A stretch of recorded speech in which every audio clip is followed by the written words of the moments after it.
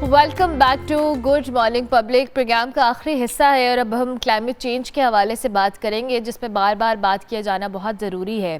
कराची के मौसम को हम नज़रअंदाज नहीं कर सकते, क्योंकि हमने देखा है कि कराची में नॉर्मली बड़ा मॉडरेट वेदर रहा करता था और कराची में अगर गर्मी आती भी थी तो कहीं ना कहीं जो समंदरी हवाएँ चलने से काफ़ी हद तक बेहतर भी रहता था। लेकिन अब गैर मामूली जो हम क्लाइमेट चेंज के इम्पैक्ट की बात कर रहे हैं, कराची का मौसम खासा ख़राब हुआ है और कराची में मॉनसून बारिशों के दिनों में बारिशों की बजाय इनफैक्ट बहुत ज़्यादा गर्मी भी पड़ रही है।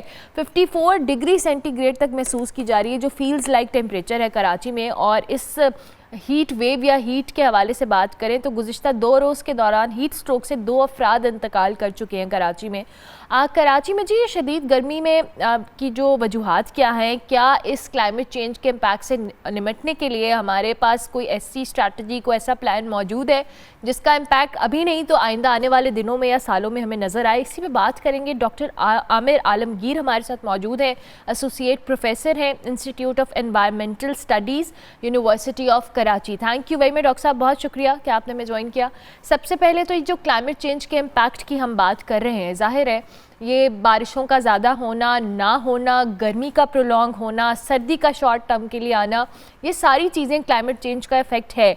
लेकिन स्पेसिफिकली मैं कराची के वेदर की बात करूं, और मैंने इंट्रो में भी कहा कि कराची में नॉर्मली गर्मी आती थी पर उसका इम्पैक्ट कहीं ना कहीं कम रहता था, अब बहुत ज़्यादा देखने में आ रहा है।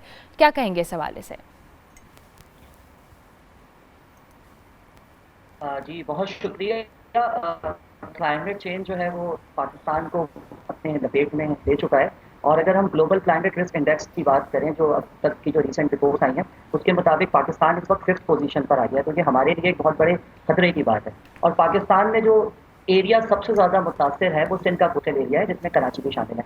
और ये जो बिगाड़ पैदा हुआ है, ये जो क्लाइमेट चेंज इतना ज़्यादा हमें फील हो रहा है, ये कोई 2 साल 3 साल या 4 साल का जो है वो नतीजा नहीं है, बल्कि लास्ट 25 ईयर्स में ये सारी चीज़ें जो हैं बढ़ती चली जा रही हैं। और यही वजह है कि पाकिस्तान 10th पोजीशन से अब 5th पोजीशन की तरफ मूव कर रहा है। और ये भी प्रेडिक्ट किया जा रहा है कि आने वाले 5 सालों में पाकिस्तान जो है वो टॉप 3 कंट्रीज़ की लिस्ट में आ है। अगर हम कराची की बात करें तो देखें, अगर आप कराची का लास्ट 60 ईयर्स का टेम्परेचर का डाटा अगर आप अपने सामने रखें और उस पर कुछ एनालिसिस करें, तो आपको ये पता चलेगा हमने कराची का टेम्परेचर लास्ट 60 ईयर्स में 2 डिग्री सेंटीग्रेड से ज़्यादा का इजाफा हमने कर दिया है। और सबसे खतरे की बात यह है कि कम से कम दर्जा हरारत जो है वो कराची का बढ़ रहा है। और ये जो टेम्परेचर जिसको अब बहुत ज़्यादा डिस्कस किया जा रहा है, फील लाइक, वो बिल्कुल ठीक है कि अगर एक normal temperature, atmospheric temperature Karachi का 38 है, तो वो हमें फील जो है वो 46-47 के अराउंड होता है। इवन कराची ने 60+ डिग्री सेंटीग्रेड भी फील एक्सपीरियंस करवाया है कराची के लोगों को। अब ये जो क्लाइमेट चेंज है, इस क्लाइमेट चेंज को हमारी एंथ्रोपोजेनिक एक्टिविटीज़ जो हैं वो बहुत ज़्यादा मुतासिर कर रही हैं।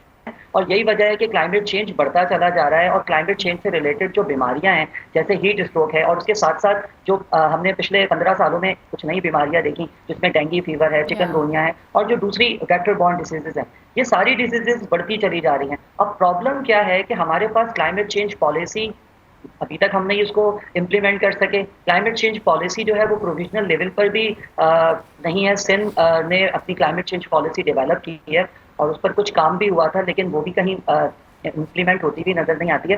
लेकिन मैं यहाँ पर एक चीज़ मेंशन करना चाहूँगा कि हमें अब अपने फ्यूचर जनरेशन के लिए प्लान करना है। हमने कराची को कंक्रीट के जंगल में जो है वो तब्दील कर दिया है। कराची में 5% भी जंगलात जो है वो हमें नज़र नहीं आते।